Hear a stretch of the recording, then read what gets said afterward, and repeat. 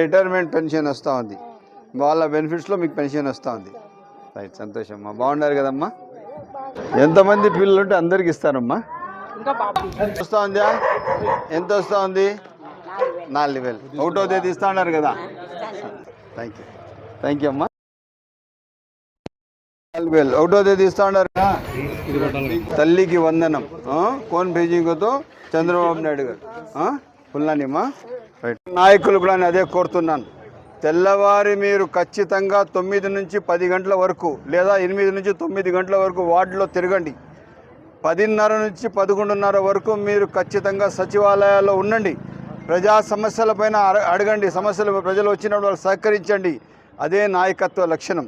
తెల్లవారి ఏ నాయకుడు తమ ప్రజలకు కలవడో అతని నాయకత్వ లక్షణాలు కాదు. దయచేసి మనం అందరం కలిసి ఒక మంచి పరిపాలనకు అందరూ కలిసి ముందుకు నడుస్తాం. మా నాయకులు కూడా చాలా బాధ్యతగా పనిచేస్తున్నారు. చూడండి ఎంతమంది నాయకులు ఈరోజు ఎక్కడ వెళ్తే కూడా వాళ్ళు నిత్యం నాతో ఉండారు. ప్రజలపైన ప్రజా సమస్యలపైన పనిచేస్తున్నారు.